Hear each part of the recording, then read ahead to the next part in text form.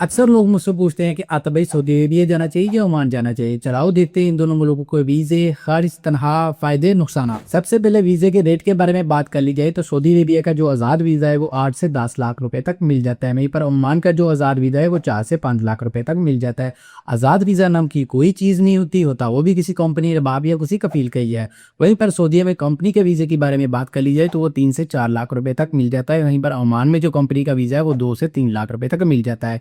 Company का visa होता free है, ये जो मिडिल मैन या एजेंट है ये आपसे ज्यादा पैसे चार्ज करते हैं। वीजे की मुद्दत के बारे में बात कर ली जाए तो सऊदी अरेबिया में वीजे की मुद्दत 1 साल होती है। 6 महीने गुजरने के बाद आपको टेंशन हो जाती है कि वीजा रिन्यू करना है।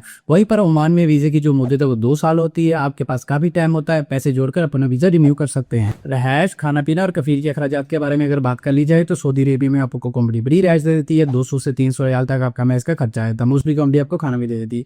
इसी तरह ओमान में भी आपको कंपनी फ्री रियायत दे देती है। यहाँ पर आपका जो मैस का खर्चा 20 से लेकर 25 रियाल तक आ जाता है।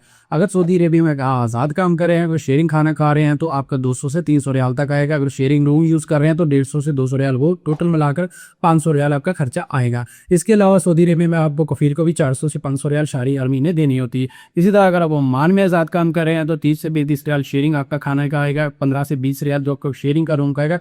टोटल खर्चा जो 50 रियाल तक आपका आ जाएगा। इसके अलावा यहाँ पर ओमान में भी आपको और बाप को 15 से 20 रियाल शहरी देनी होती है हर महीने। तनख्वाह और कमाई की बात कर ली जाए तो सऊदी अरेबिया में कंपनी की जो बेसिक सैलरी है वो 1500 लेकर 2000 रियाल, जो कि पाकिस्तान का 1 से 1.5 लाख रुपया बनता है। वहीं पर अगर ओमान में आप कंपनी में काम कर रहे हैं तो आपकी जो बेसिक सैलरी है वो 100 से लेकर 120 या 150 तक होगी, जो कि 1 से 1.25 लाख रुपया बनता है। वहीं पर अगर आप सऊदी अरेबिया में आज़ाद काम कर रहे हैं तो 3000 से 3300 रियाल, जो कि पाकिस्तान का 2 से 3 लाख रुपया बनता है, वो इजीली बना लेते हैं। इसी तरह अगर आप ओमान में आज़ाद काम कर रहे हैं तो आप 150 से 200 या इससे ज़्यादा कमा सकते हैं, जो कि पाकिस्तान का 1, 1.5 या 2 लाख रुपया बनता है। अगर सऊदी अरेबिया में आप अपना बिजनेस कर लेते हैं, अपनी की शॉप ओपन कर लेते हो, 3 से 4 लाख रुपया कमा लेते हैं। इसी तरह अगर ओमान में अपनी शॉप या कोई बिजनेस ओपन कर लेते हैं तो आप 2 से 3 लाख या इससे ज्यादा इजीली कमा सकते हैं। छुट्टी और टिकट के बारे में बात कर ली जाए तो सऊदी अरेबिया में आपको छुट्टी लगवानी पड़ती है। छुट्टी का पेपर आपको मिलता है तभी आप टिकट करवा के अपने मुल्क जा सकते हैं। लेकिन ओमान में आपको छुट्टी अप्रूव करवानी नहीं पड़ती। आपके पास पासपोर्ट होता है, पीली फ्लाइट लेकर आप एमरजेंसी की सूरत में अपने मुल्क जा सकते हैं। सऊदी अरेबिया में अगर आप छुट्टी गए वापस नहीं आए तो 3 साल का आपको बैन लग जाएगा। ओमान में अगर आप छुट्टी गए हैं तो वापस नहीं आए तो 6 महीने के बाद आप नए वीजे पर आ सकते हैं। वीजा की ट्रांसफर करने के बारे में बात कर ली जाए तो सऊदी अरेबिया में पहली बार जो वीजा ट्रांसफर करते हैं उसकी फीस 2000 रियाल होती है, दूसरी बार 4000 रियाल होती है और तीसरी बार 6000 रियाल फीस होती है। इसी तरह ओमान में अपना वीजा ट्रांसफर करने की जो फीस होती है वो 5 रियाल होती है। मरकज सनद वाले या मिडलमैन आपसे जितना मर्जी पैसे चार्ज करे वो बिल्कुल अलान होते हैं।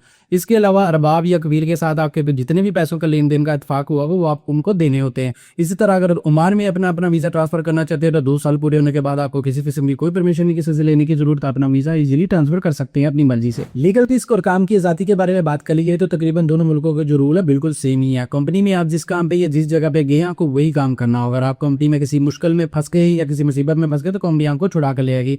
आजाद वीजे में आप जिस काम पे, जिस रबाब या जिस कबीर या जिस शॉप पे गए आपको वही काम करना होगा। अगर आप दूसरे काम पर पकड़े गए तो आपको भारी जुर्माने होंगे दोनों मुल्कों में, तकरीबन जो 10 लाख से ऊपर बन सकता है। अच्छी कंपनी और तरक्की के बारे में बात कर ली जाए तो सऊदी अरेबिया में आपको मल्टीनेशनल कंपनी, अच्छी कंपनीज आपको मिलती है। वहां पर आपका तरक्की के चांसेस ज्यादा होते हैं।